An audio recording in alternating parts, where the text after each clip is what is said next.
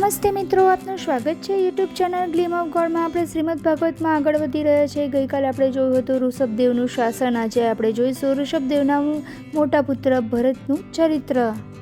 શ્રી સુખદેવજી બોલ્યા, ભગવાન શ્રી હરિના પરમ ભક્ત ભરત જ્યારે રાજા બની ગયા ત્યારે પિતા ઋષભદેવની આજ્ઞા પૂર્ણ કરવા માટે એમણે રાજા વિશ્વરૂપની કન્યા પંચજની સાથે વિવાહ કર્યો.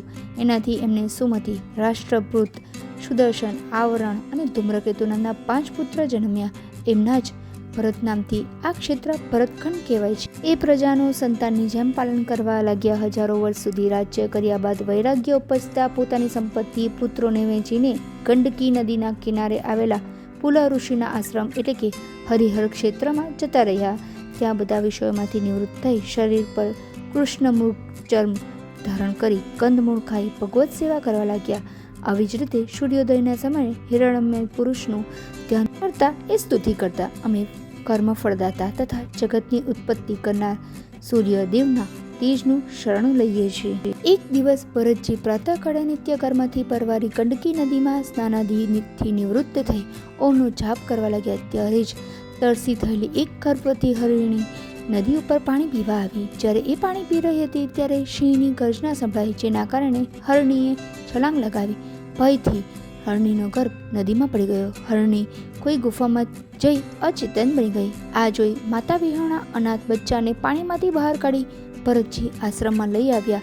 એ બચ્ચાનું તેઓ ખૂબ જ પ્રેમપૂર્વક પાલન કરવા લાગ્યા. એ બચ્ચામાં અધિક મમતા થવાથી ભરતજીના નિત્ય તપ, પૂજા વગેરે છૂટી ગયા.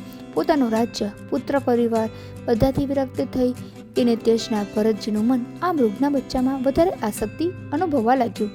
એક દિવસ એ હરણનું બચ્ચું વનમાં નાસી ગયું એટલે એના વિયોગમાં વ્યાકુળ થઈ ભરતજી વિલાપ કરવા લાગ્યા. એના વિયોગમાં એમણે એમનું શરીર પણ ત્યાગી દીધું. પણ મૃગના બચ્ચામાં આસક્તિ રહી ગઈ હોવાથી એના પરિણામે બીજા જન્મમાં એમને હરણનું શરીર પ્રાપ્ત થયું, પરંતુ એમને પૂર્વજન્મની સ્મૃતિ કાયમ રહી ગઈ.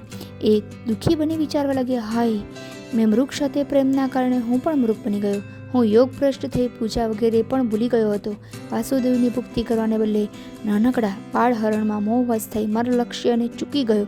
આમ તેઓ પસ્તાવો કરવા લાગ્યા. ત્યારબાદ એ પોતાની માતા હરણીને છોડીને કાલંજર પર્વતથી પુલા ઋષિના આશ્રમમાં આવ્યા.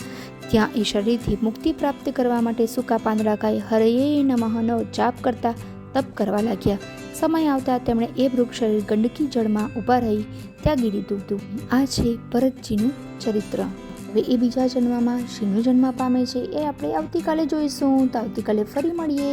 જય શ્રી કૃષ્ણ. જો આપને આ વિડીયો પસંદ આવ્યો હોય તો વિડીયોને લાઈક કરજો, શેર કરજો અને મારી ચેનલને સબસ્ક્રાઈબ કરવાનું ભૂલતા નહીં. આવજો.